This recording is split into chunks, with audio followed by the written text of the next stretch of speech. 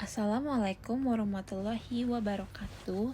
Halo semua, kami dari kelompok 1 mata kuliah Etika Komputer dan Hukum yang beranggotakan Dita Amara, Fibi Novanti, Hardi Fernando, dan Latifah Rama.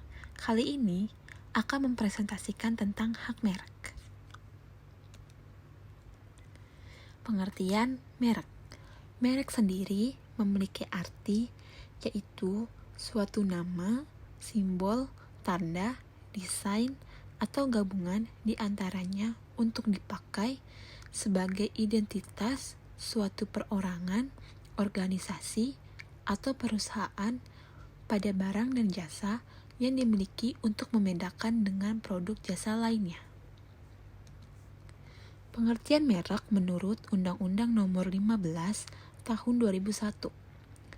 Merek adalah tanda yang berupa gambar, nama, kata, huruf-huruf, angka-angka, susunan warna, atau kombinasi dari unsur-unsur tersebut yang memiliki daya pembeda dan digunakan dalam kegiatan perdagangan barang atau jasa. Lalu ada pengertian merek menurut Undang-Undang Nomor 20 Tahun 2016. Merek adalah tanda yang dapat ditampilkan secara grafis berupa gambar, logo, nama, kata, huruf, angka, susunan warna, dalam bentuk 2 dimensi atau 3 dimensi, suara, hologram, atau kombinasi dari 2 atau lebih unsur tersebut untuk membedakan barang dan atau jasa yang diproduksi oleh orang-orang atau badan hukum dalam kegiatan perdagangan barang dan atau jasa. Pengertian merek menurut para ahli. HMN Purwosudibjo. Merek adalah suatu tanda dengan mana suatu tanda tertentu diperbandingkan sehingga dapat dibedakan dengan benda lain yang sejenis. Lalu, Ita Gambiro merumuskan, merek adalah suatu tanda dengan maksud untuk menunjukkan siapa yang bertanggung jawab terhadap barang-barang dari merek dagang tersebut yang dijual kepada masyarakat. Jenis-jenis merek. Merek dapat dibedakan dalam beberapa macam, antara lain, menurut nomor 20 tahun 2016,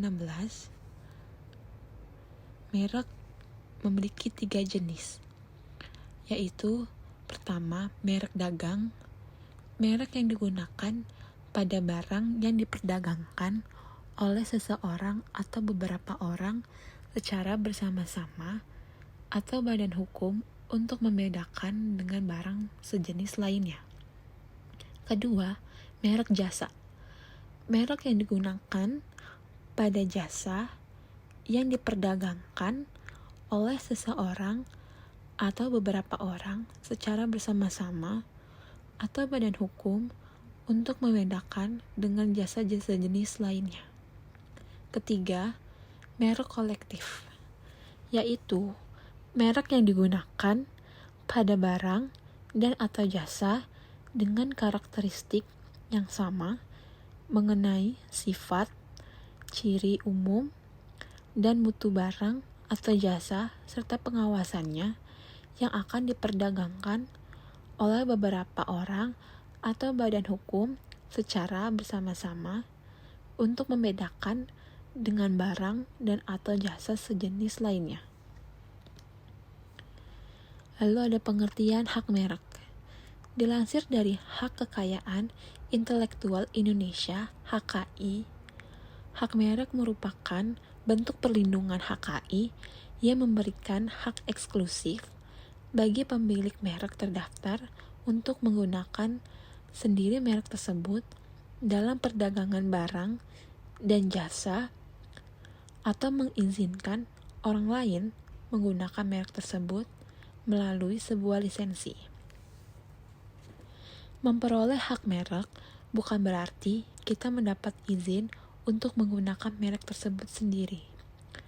Dengan mendaftarkan merek dagang, kita mempunyai hak untuk melarang siapapun menggunakan merek yang sama dengan merek yang telah didaftarkan, terutama dalam jenis barang atau jasa yang sama. Hak merek diatur dalam Undang-Undang Nomor 20 Tahun 2016 tentang merek dan indikasi geografis. Undang-undang ini dibuat untuk menjaga persaingan, usaha yang sehat, berkeadilan, perlindungan konsumen, serta perlindungan untuk usaha mikro, usaha kecil, dan usaha menengah (UMKM). Pengertian hak merek menurut Undang-Undang Nomor 20 Tahun 2016. Hak atas merek adalah hak eksklusif yang diberikan oleh negara kepada pemilik merek yang terdaftar untuk jangka waktu tertentu dengan menggunakan sendiri merek tersebut atau memberikan izin kepada pihak lain untuk menggunakannya. Lalu selanjutnya, kenapa merek dagang penting? Pertama, untuk mencegah orang lain menggunakan merek dagang serupa. Dengan mendaftarkan hak merek dagang, kamu dapat mencegah orang lain untuk menggunakan merek dagang serupa dalam kelas dan jenis barang atau jasa yang sama. Berdasarkan Undang-Undang Nomor 20 Tahun 2016 tentang merek dan indikasi geografis pasal 100 ayat 1 menjelaskan bahwa setiap orang tanpa hak menggunakan merek yang sama dengan merek terdaftar milik orang lain akan mendapatkan pidana penjara paling lama 5 tahun atau dengan paling banyak atau denda paling banyak sebesar 2 miliar rupiah. Kedua, yaitu menjadi bukti keabsahan dan kepemilikan eksklusif merek. Apabila kamu mendaftarkan hak merek dagang, maka Undang-Undang Nomor 20 Tahun 2016 tentang merek dan indikasi geografis akan memberikanmu hak eksklusif untuk dapat menggunakan sendiri merek yang telah terdaftar atau mengizinkan orang lain untuk menggunakan merek terdaftar tersebut dengan memberikan izin melalui lisensi. Selain itu, kamu akan menerima sertifikat merek sebagai bukti bahwa merek dagang kamu telah terdaftar di Direktorat Jenderal Kekayaan Intelektual Indonesia. Ketiga, mendapatkan perlindungan hukum. Berdasarkan Undang-Undang Nomor 20 Tahun 2016, Pasal 35 Ayat 1, setiap merek dagang terdaftar akan mendapatkan perlindungan hukum selama 10 tahun terhitung sejak tanggal penerimaannya. Kamu dapat mengajukan gugatan apabila orang lain memakai merek yang sama dengan milikmu tanpa izin. Kamu dapat mengajukan gugatan sesuai pasal 100 atau dengan penyelesaian alternatif sesuai pasal 93. Perlu kamu ketahui bahwa perlindungan ini bersifat teritorial atau hanya berlaku di negara permohonan hak merek tersebut dibuat. Lalu ada peranan penting hak merek bagi perusahaan. Pertama, meningkatkan kredibilitas perusahaan. Hak merek juga memiliki manfaat dari segi kredibilitas perusahaan. Produk dengan merek tertentu akan lebih mudah diterima oleh masyarakat, apalagi untuk merek yang sudah cukup populer. Tentu ini menjadi keuntungan yang besar, mengingat sumber pemasukan utama perusahaan berasal dari penjualan produk kepada konsumen. Maka bisa dikatakan jika manfaat hak merek yaitu meningkatkan kepercayaan konsumen terhadap produk kita sendiri. Kedua, mencegah pembajakan produk. Merek yang tidak didaftarkan akan sangat rawan terhadap pembajakan karena tidak adanya perlindungan terhadap merek tersebut. Tentu ini bisa memicu pembajakan produk oleh pihak lain dan memperbanyak kompetitor usaha kita. Dengan mendaftarkan merek, kita akan mendapatkan sertifikat yang bisa digunakan sebagai bukti apabila seseorang melakukan plagiarisme. Mengingat banyak manfaat yang diperoleh dengan adanya hak merek, maka kita perlu mempertimbangkan untuk mengajukan merek. Namun, sebelum melakukan pengajuan merek, ada baiknya untuk memahami terlebih dahulu ketentuan yang harus diperhatikan mengenai merek yang akan didaftarkan, sehingga nantinya merek tersebut tidak sampai ditolak. Lalu, ada aset penting. Adanya merek ini dapat menunjang perusahaan untuk mendapatkan investor yang akan menanamkan modalnya.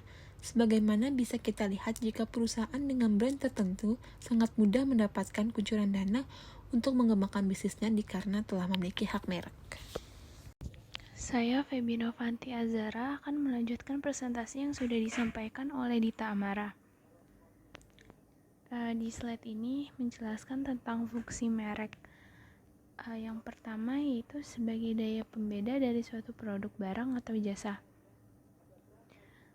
Bayangkan misal semua produk sabun diberi nama merek yaitu sabun, atau semua produk sikat gigi diberi nama merek sikat gigi. Nanti hasilnya pasti membuat orang bingung, karena untuk produk dengan merek yang sama tapi mempunyai kualitas dan kuantitas yang berbeda.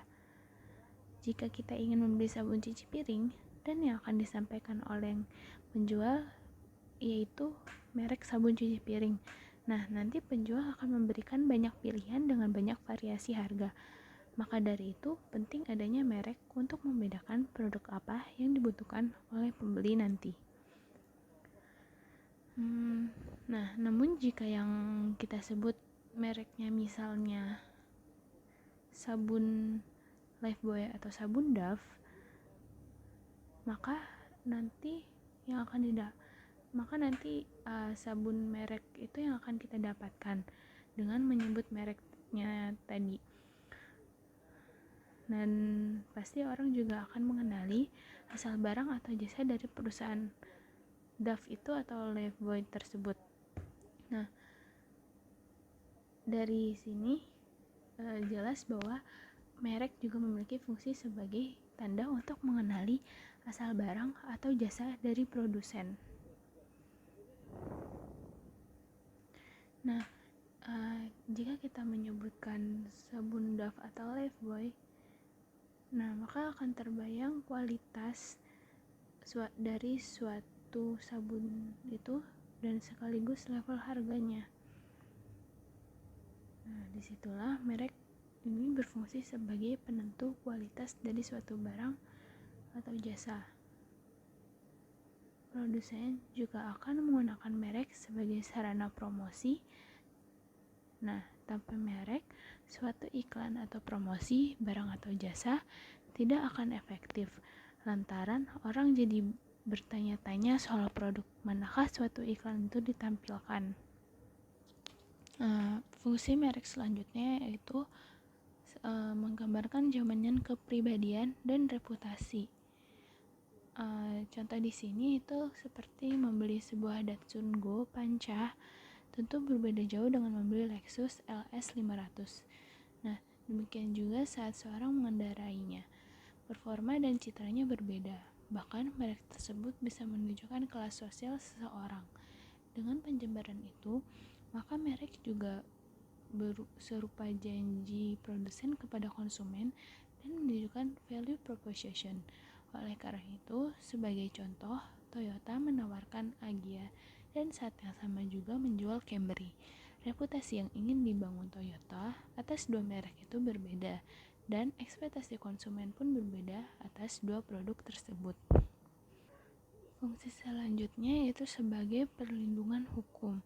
Di Indonesia, tempat pendaftaran merek adalah Direktorat Jenderal Kekayaan Intelektual atau yang disingkat DJKI, Kementerian Hukum dan Hak Asasi Manusia. Fungsi perlindungan hukum ini terkadang dilupakan pelaku usaha lantaran mereka hanya fokus pada fungsi reputasi dan promosi produk atau jasa. Padahal, suatu merek yang tidak didaftarkan dan memperoleh sertifikasi, maka merek tersebut akan mudah diambil pihak lain. Hal itu karena prinsip pendaftaran merek di Indonesia adalah first to file, yaitu siapa yang pertama kali mendaftarkan yang dianggap sebagai pemilik atau pemegang hak atas merek. Berbagai promosi merek yang menghabiskan banyak sumber daya akan sia-sia jika ternyata merek tersebut sudah dimiliki oleh orang lain. Dan bahkan kita bisa kena masalah hukum karena dianggap menggunakan merek orang lain tanpa izin. Nah, sehingga pendaftaran merek ke Direktorat Merek DJKI akan memberikan kepastian hukum bagi pelaku usaha.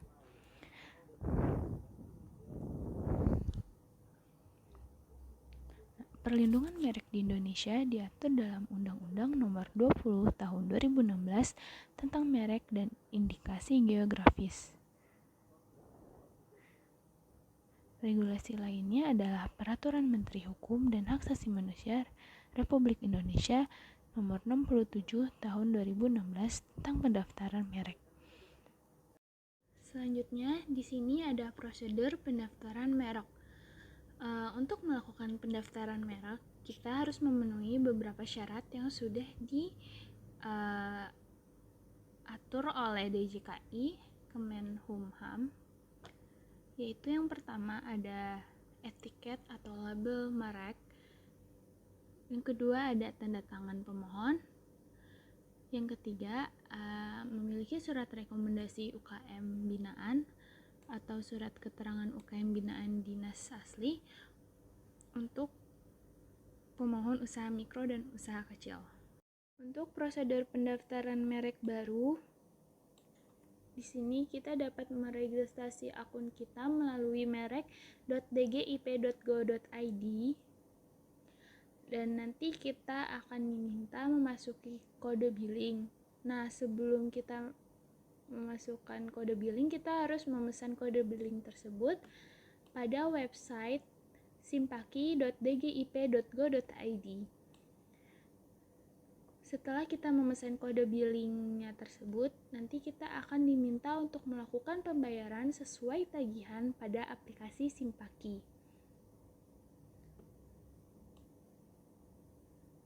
Nanti setelah melakukan pembayaran, apabila sudah lunas, kita akan dapat mengisi seluruh formulir yang ada di website merek.dgip.go.id, dan setelah mengisi kita akan diminta untuk mengunggah data pendukung yang dibutuhkan, dan jika dirasa semua sudah diisi dengan benar, selanjutnya kita dapat mengklik selesai dan permohonan yang kita isi akan diterima oleh DJKI Kemenkumham.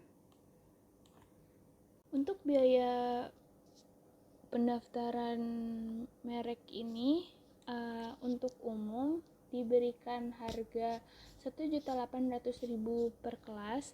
Untuk UMK diberikan harga Rp500.000 per kelas.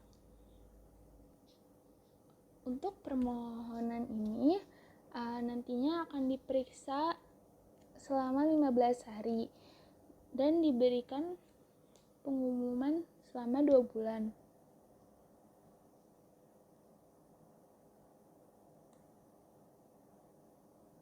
Dan akan diberikan pemeriksaan substantif lagi selama 150 hari. Dan jika tahapan tersebut sudah diproses oleh DJKI, nanti akan didaftarkan dan kita akan mendapatkan sertifikat mereknya. Selanjutnya, di sini ada prosedur permohonan merek internasional atau bisa dibilang sebagai Madrid Protocol. Prosedur yang pertama yaitu pemohon akan mengajukan permohonan pendaftaran merek internasional dengan syarat memiliki merek dasar berupa permohonan pendaftaran atau merek terdaftar di Indonesia. Kemudian DJKI akan melakukan validasi dan sertifikasi permohonan pendaftaran merek internasional serta mengirimkannya ke WIPO. Selanjutnya, WIPO akan melakukan pemeriksaan formalitas, mencatatkan dan mengumumkan permohonan pendaftaran internasional dalam daftar registrasi, dan menerbitkan sertifikat pendaftaran dan juga akan mengirimkan permohonan tersebut ke negara tujuan. Selanjutnya yang terakhir, kantor merek negara tujuan ini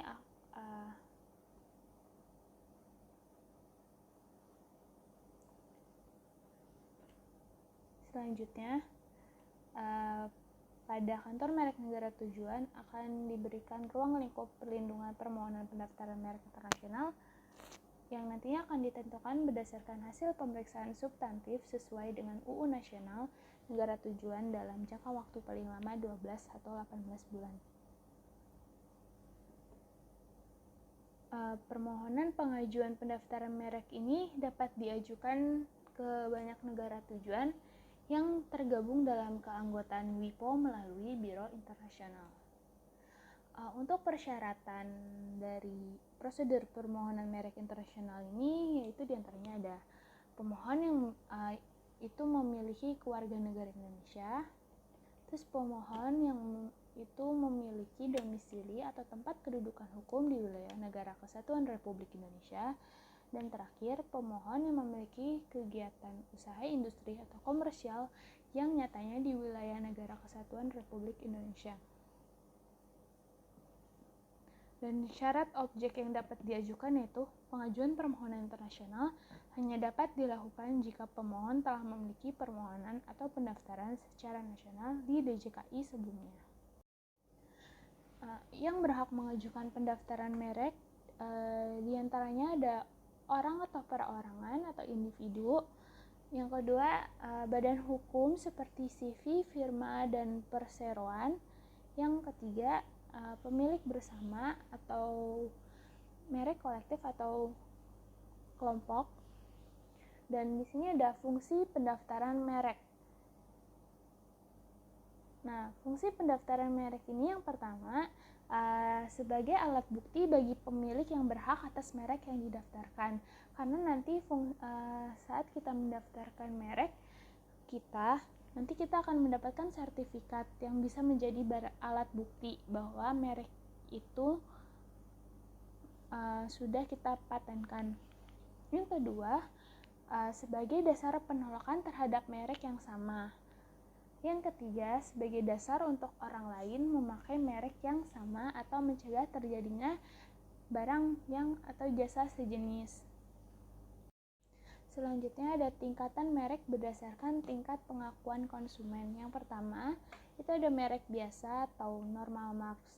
Nah, merek biasa ini merupakan merek yang tergolong tidak mempunyai reputasi tinggi. Merek yang berderajat biasa ini dianggap kurang memberi pancaran simbolis gaya hidup baik dari segi pemakaian maupun teknologi. Masyarakat konsumen melihat merek tersebut kualitasnya rendah. Merek ini juga dianggap tidak memiliki driving power yang mampu memberi sentuhan keakraban dan kekuatan mitos atau mythical power yang sugestif kepada masyarakat konsumen dan tidak mampu membentuk lapisan pasar dan pemakai. Nah, yang kedua itu ada merek terkenal atau well-known marks. Nah, merek terkenal ini merupakan merek yang memiliki reputasi tinggi.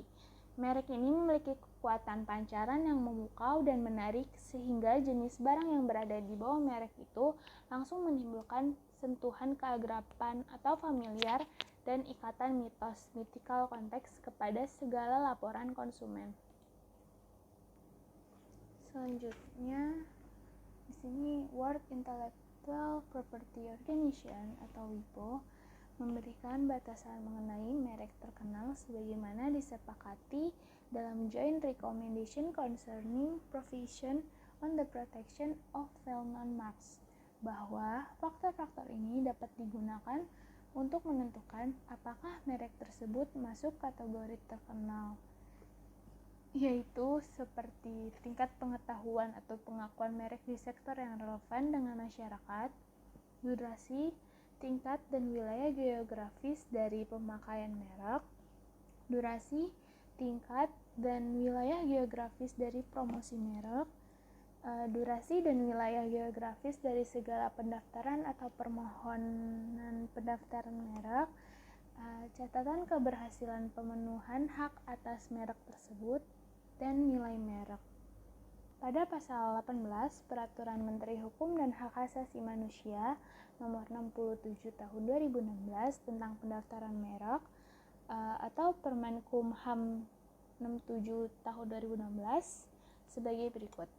Yang pertama, kriteria penentuan merek terkenal sebagaimana dimaksud dalam pasal 16 ayat 2 huruf B dan huruf C dilakukan dengan memperhatikan pengetahuan umum masyarakat mengenai merek tersebut di bidang usaha yang bersangkutan.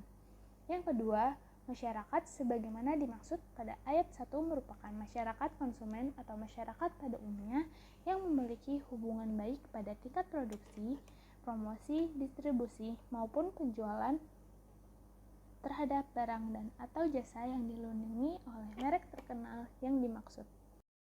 Yang ketiga, dalam menentukan kriteria merek sebagai merek terkenal sebagaimana dimaksud pada ayat 1 dilakukan dengan mempertimbangkan yaitu tingkat pengetahuan atau pengakuan masyarakat terhadap merek tersebut di bidang usaha yang bersangkutan sebagai merek terkenal.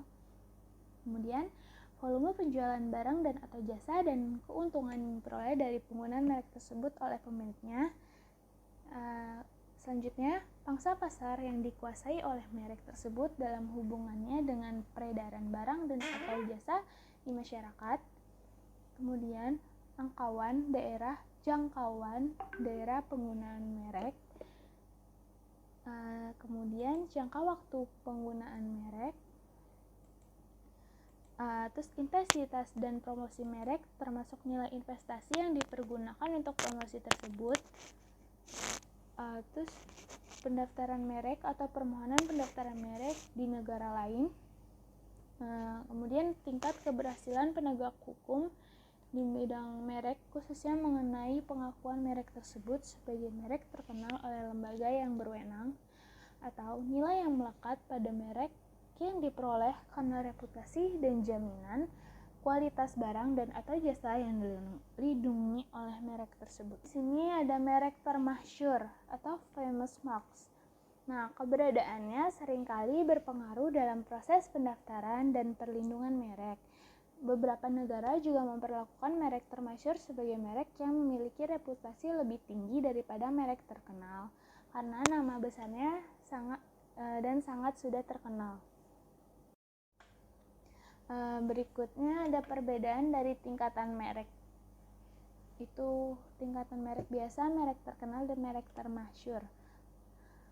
Nah, dari merek biasa ini memiliki reputasi tidak tinggi dan perlindungan mereknya itu tidak ada perlindungan, tetapi dapat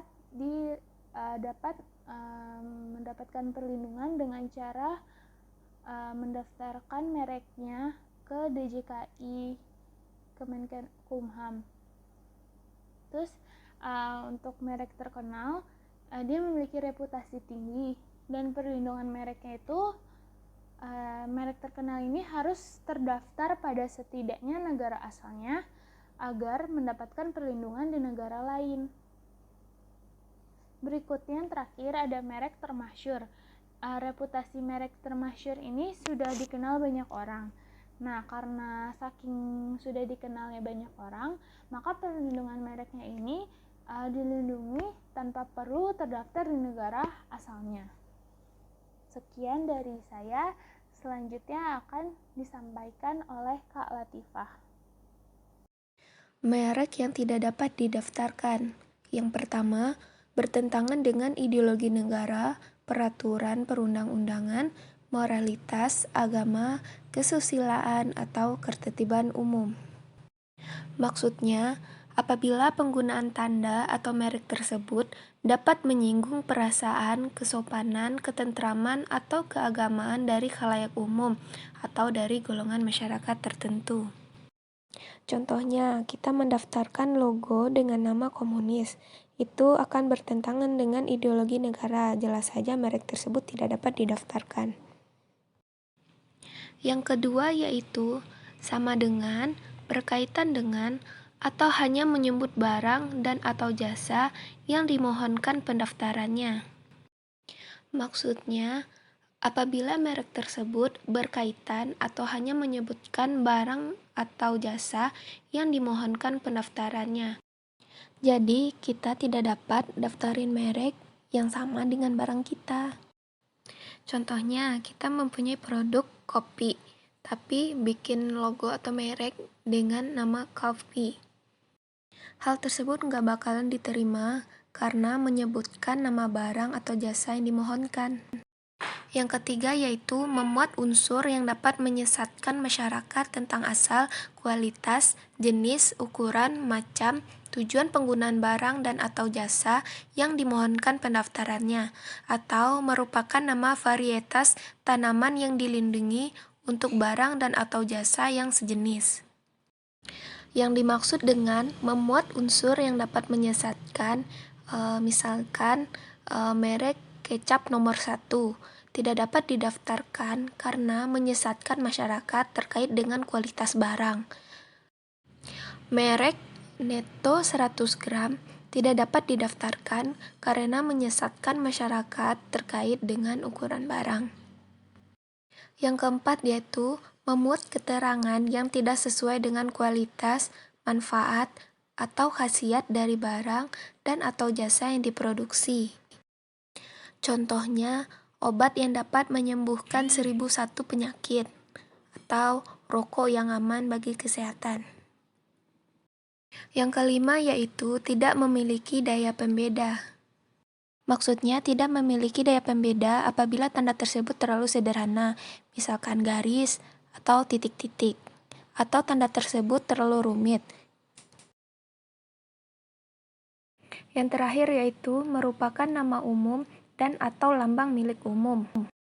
Contohnya, merek warung kopi untuk kafe, lambang tengkorak untuk barang berbahaya, lambang tanda racun untuk bahan kimia, lambang sendok dan garpu untuk jasa restoran. Merek yang ditolak. Yang pertama, permohonan ditolak jika merek tersebut mempunyai persamaan pada pokoknya atau keseluruhannya dengan merek terdaftar milik pihak lain atau dimohonkan lebih dahulu oleh pihak lain untuk barang dan atau jasa sejenis. Merek terkenal milik pihak lain untuk barang atau jasa sejenis. Merek terkenal milik pihak lain untuk barang dan atau jasa tidak sejenis yang memenuhi persyaratan tertentu atau indikasi geografis terdaftar. Permohonan ditolak jika merek tersebut merupakan atau menyerupai nama atau singkatan nama orang terkenal, foto atau nama badan hukum yang dimiliki orang lain, kecuali atas persetujuan tertulis dari yang berhak. Merupakan tiruan atau menyerupai nama atau singkatan nama, bendera, lambang atau simbol atau emblem suatu negara atau lembaga nasional maupun internasional, kecuali atas persetujuan tertulis dari pihak yang berwenang. Merupakan tiruan atau menyerupai tanda atau cap atau stempel resmi yang digunakan oleh negara atau lembaga pemerintah, kecuali atas persetujuan tertulis dari pihak yang berwenang. Yang ketiga yaitu permohonan ditolak jika diajukan oleh pemohon yang beretikat tidak baik. Pengalihan hak atas merek. Menurut pasal 41 Undang-Undang Nomor 20 Tahun 2016, hak atas merek terdaftar dapat beralih atau dialihkan karena yang pertama yaitu pewarisan, yang kedua wasiat, yang ketiga wakaf, yang keempat hibah, yang kelima perjanjian, yang keenam sebab lain yang dibenarkan oleh ketentuan perundang-undangan. Maksudnya, sepanjang tidak bertentangan dengan peraturan perundang-undangan, misalnya perubahan kepemilikan merek karena pembubaran badan hukum, restrukturisasi, merger atau akuisisi. Dapat dipahami bahwa lisensi tidak termasuk ke dalam pengalihan hak atas merek sebagaimana yang telah dijabarkan. Apa itu lisensi? Lisensi adalah izin yang diberikan oleh pemilik merek terdaftar kepada pihak lain berdasarkan perjanjian secara tertulis sesuai peraturan perundang-undangan untuk menggunakan merek terdaftar. Pemilik merek terdaftar dapat memberikan lisensi kepada pihak lain untuk menggunakan merek tersebut baik sebagian maupun seluruh jenis barang dan atau jasa. Perjanjian lisensi berlaku di seluruh wilayah Negara Kesatuan Republik Indonesia, kecuali bila diperjanjikan lain. Lisensi wajib dimohonkan pencatatannya kepada Menteri dengan dikenai biaya. Perjanjian lisensi dicatat oleh Menteri dan diumumkan dalam berita resmi merek. Perjanjian lisensi yang tidak dicatat tidak berakibat hukum pada pihak ketiga. Perjanjian lisensi dilarang memuat ketentuan baik yang langsung maupun tidak langsung yang menimbulkan akibat yang merugikan perekonomian Indonesia atau membuat pembatasan yang menghambat kemampuan bangsa Indonesia dalam menguasai dan mengembangkan teknologi. Jadi, beda pengalihan hak dengan lisensi yaitu suatu pengalihan hak atas merek dari si pemilik merek terdaftar kepada pihak lainnya mengakibatkan berpindahnya seluruh hak atas merek kepada pihak lain tersebut, sehingga si pemilik merek kehilangan hak atas merek tersebut. Sedangkan suatu lisensi dari si pemilik merek terdaftar kepada pihak lainnya mengakibatkan diperbolehkannya menggunakan seluruh atau sebagian hak atas merek kepada pihak lain tersebut.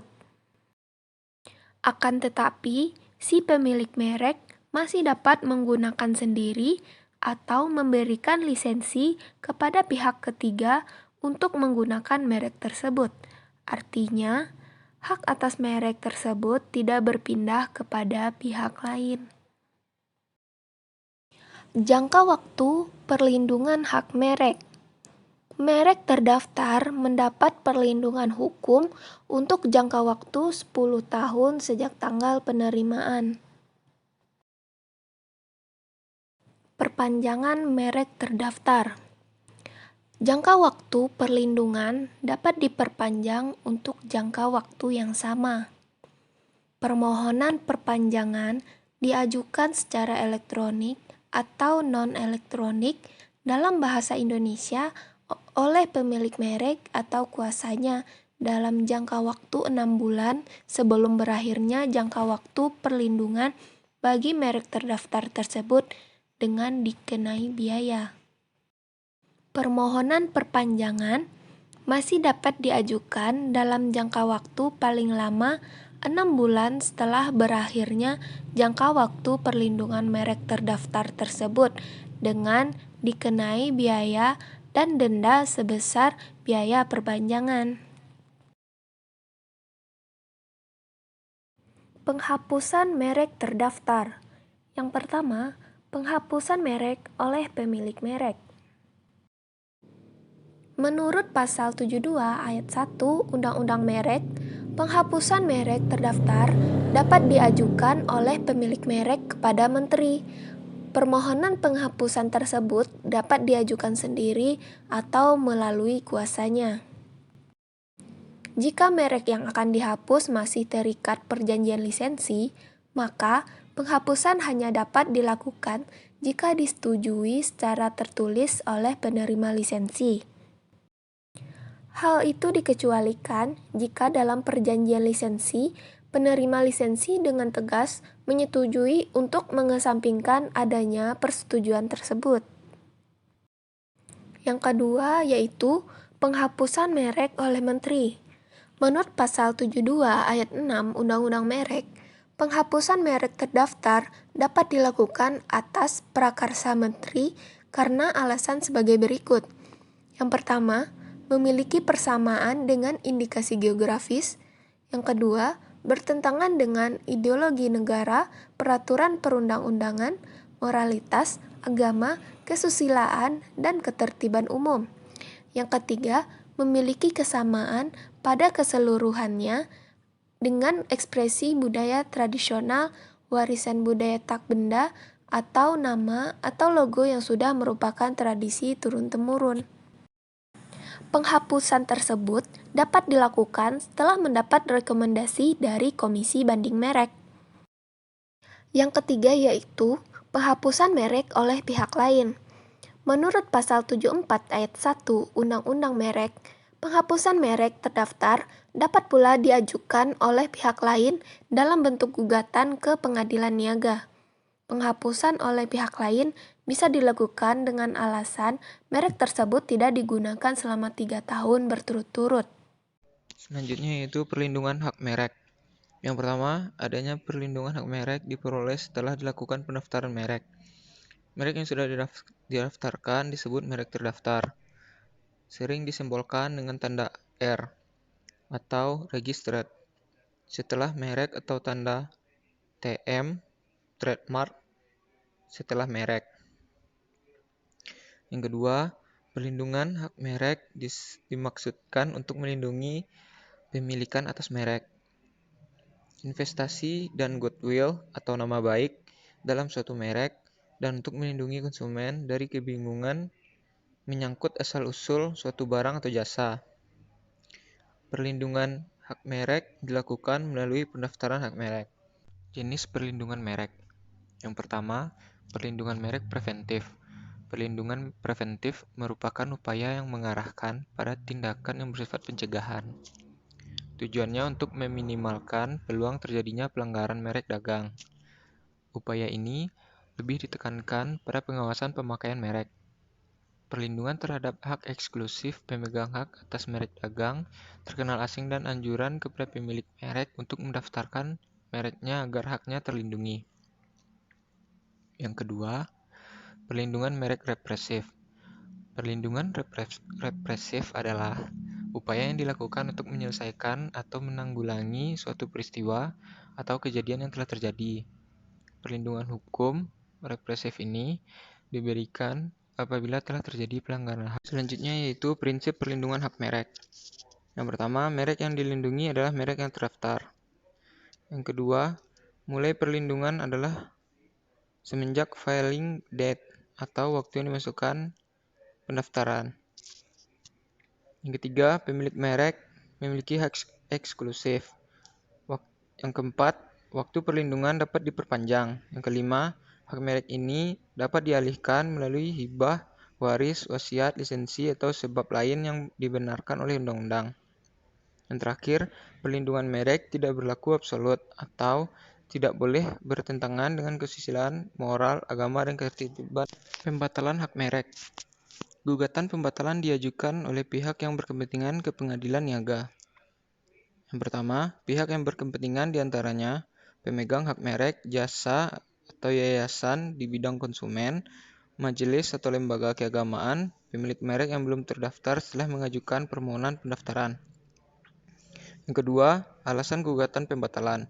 Adanya etikat tidak baik dalam pendaftaran merek, mengandung salah satu unsur merek yang tidak dapat didaftarkan, merupakan merek yang ditolak untuk didaftarkan. Rentang waktu pengajuan gugatan. Maksimal 5 tahun sejak merek terdaftar dan tanpa batas waktu untuk merek yang bertentangan dengan moralitas agama, kesusilaan, dan ketertiban umum. Selanjutnya yaitu contoh kasus. Contoh kasus yang pertama yaitu Toyota Lexus versus Pro Lexus. Sengketa merek lokal dan internasional kali ini menyeret perusahaan otomotif ternama asal Jepang, Toyota Jidosa Kabushiki Kaisa, dan merek lokal untuk alas kaki Pro Lexus, milik Welly Carlan. Welly Carlan mendaftarkan merek sepatu miliknya, yakni Pro Lexus pada 31 Mei 2010 Direktorat Jenderal Hak Kekayaan Intelektual. Merek ini berada di kelas 25 dengan nomor IDM 0002490048. Sedangkan merek Lexus Toyota resmi terdaftar pada 7 Desember 2012 di Ditjen HKI dengan nomor IDM 00378288. Alasan gugatan dari Toyota adalah karena pihaknya menganggap bahwa Toyota adalah satu-satunya perusahaan yang mempopulerkan nama Lexus. Toyota sendiri telah memiliki 17 jenis merek Lexus yang telah resmi terdaftar di Ditjen HKI. Merek Pro Lexus dianggap memiliki persamaan, baik pada huruf. Menurut pihak otomotif asal Jepang ini, pihak tergugat hanya menambahkan kata Pro pada nama mereknya sehingga terkesan berbeda. Karena itulah pihak Toyota menggugat Welly yang dianggap mendompleng popularitas Toyota yang memiliki produk bermerek Lexus. Bagi Toyota, kesamaan nama ini dapat menimbulkan kesan bahwa merek Pro Lexus adalah bagian dari perusahaan Toyota. Tentu saja, pihak Pro Lexus membantah keras akan tuduhan ini. Kuasa hukum Welly, Mulia, dan Partners melakukan bantahan akan dalil gugatan yang diajukan Toyota. Menurut pihak Pro Lexus, mereka terdaftar sebelum Lexus milik Toyota. Pendaftaran telah dilakukan pada 28 Agustus 2001, di mana pihak Pro Lexus memperpanjang izin pada 31 Mei 2000. Bantahan dari pihak Pro Lexus yang kedua adalah karena mereka berada di kelas berbeda, yakni produk pakaian atau fashion, lengkap dengan aksesorisnya. Gugatan dianggap mengada-ngada karena Toyota adalah perusahaan otomotif dan tidak terkait sama sekali dengan produk fashion. Keputusan akhir dari Pengadilan Negeri Jakarta Pusat terbit pada 18 Maret 2014 adalah gugatan ini tidak diterima oleh Pengadilan Negeri Jakpus. Menurut Bambang Kustopo, Ketua Majelis Hakim, pihak Toyota tidak dapat memberikan bukti bahwa Pro Lexus bertikad tidak baik. Kekalahan ini tidak serta-merta menghentikan langkah Toyota. Kasus ini dinaikkan ke Mahkamah Agung, di mana Lexus mengajukan kasasi. Ternyata keputusan MA tidak berbeda dengan keputusan PN Jakpus. Vonis dari MA dikeluarkan pada 21 Januari 2015, di mana disebutkan bahwa gugatan dari pihak Toyota telah kadaluarsa. Hal ini terkait dengan gugatan pendaftaran merek Pro Lexus yang tidak melanggar ketertiban umum, kesusilaan, dan moralitas agama. Menurut Majelis Hakim, pembatasan waktu tuntutan berlaku dalam perkara Akuo, sesuai pasal 69 ayat 1 UU Merek. Selain itu, MA menilai bahwa merek Pro Lexus terdaftar lebih dulu dibandingkan Lexus. Pernyataan ini resmi dilansir pada 29 April 2015, di mana permohonan kasasi ditolak dari pemohon kasasi. Contoh kasus yang kedua yaitu IKEA Swedia versus IKEA, perusahaan Ratania Khatulistiwa asal Surabaya. Perkara ini bermula pada 2013 silam. PT Ratania Khatulistiwa menggugat IKEA dan Dirjen Hak Kekayaan Intelektual atau HKI di Pengadilan Niaga Jakarta Pusat terkait pembatalan merek IKEA untuk kelas barang 20 dan 21. Ratania diketahui telah mendaftarkan nama IKEA yang merupakan singkatan Intan Khatulistiwa Esa Abadi pada Desember 2013 lalu. Sementara IKEA asal Swedia merupakan singkatan dari nama dan asal pendirinya, Ingvar Kamprad and the Frame Elmtyrite and Village, Agun Narit, dan didaftarkan pada tahun 2010 lalu. 3 tahun kemudian, PT Ratania Khatulistiwa dari Surabaya melayangkan gugatan untuk menghapus merek IKEA. Direktur merek kemudian mengeluarkan usul tolak. Karena usul tolak ini, pemohon kemudian mengajukan ke pengadilan dengan alasan non-ius. Artinya, jika suatu merek tidak digunakan dalam 3 tahun, dalih yang digunakan oleh PT Ratania Khatulistiwa ialah pasal 61 ayat 1 huruf A UU Merek yang berbunyi, penghapusan pendaftaran merek atas prakasa Direktorat Jenderal dapat dilakukan jika merek tidak digunakan selama 3 tahun berturut-turut dalam perdagangan barang atau jasa sejak tanggal pendaftaran atau pemakaian terakhir, kecuali apabila ada alasan yang dapat diterima oleh Direktorat Jenderal. Pasal di atas dikenal dengan merek tidur. Dari pasal di atas, IKEA Surabaya lalu melakukan survei untuk membuktikan bahwa IKEA asal Swedia tidak memakai merek itu selama 3 tahun berturut-turut. IKEA dari Surabaya yang dimiliki PT Ratania Khatulistiwa lalu melakukan survei pasar pada November hingga Desember 2013. Survei ini dilakukan terhadap 140 toko dan dilakukan oleh lembaga yang terlatih dan berpengalaman. Dari hasil survei ini, hingga Desember 2013, IKEA dari Swedia belum membuka tokonya di Indonesia atau mengedarkan produk merek IKEA di Indonesia. Melihat adanya merek tidur ini, maka PT Ratania mendaftarkan merek IKEA miliknya pada 20 Desember 2013. IKEA miliknya merupakan akronim dari industri rotan. IKEA dari Swedia yang mengantongi sertifikat merek tertanggal 9 Oktober 2006 dan 27 Oktober 2010 dinilai menidurkan mereknya selama 3 tahun berturut-turut. Pada 17 September 2014, Pengadilan Negeri Jakarta Pusat memerintahkan merek IKEA di kelas 20 dan 21. Namun, Inter IKEA Sistem BV telah melakukan registrasi ulang ke Direktorat Jenderal Haki di Indonesia pada 2012 dan disetujui atau terdaftar pada 2014. Sertifikat tahun 2014 sampai dengan hari ini masih berlaku dan valid.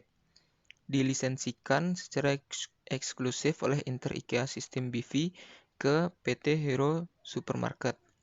Dan putusan Mahkamah Agung menyebutkan mengenai penghapusan merek dagang IKEA pada 2 jenis barang yang termasuk ke jenis 20 dan 21, tapi tidak disebutkan bahwa merek IKEA dialihkan ke pihak lain. Atas alasan itu pula, toko IKEA asal Swedia masih tetap buka di Indonesia. Selanjutnya, hukum hak merek. Berdasarkan UU Nomor 15 Tahun 2001, merek adalah suatu tanda yang berupa gambar, nama, kata, huruf-huruf, angka-angka, susunan warna, atau kombinasi dari unsur-unsur tersebut yang memiliki daya pembeda dan digunakan dalam kegiatan perdagangan barang dan jasa. Menurut Pasal 3 UU Nomor 19 Tahun 1992 dan UU Nomor 14 Tahun 1997, hak atas merek adalah hak yang diberikan negara kepada pemilik merek yang terdaftar dalam daftar umum merek untuk jangka waktu tertentu dengan menggunakan sendiri merek tersebut atau memberi izin kepada seseorang atau beberapa orang secara bersama-sama atau badan hukum untuk menggunakannya.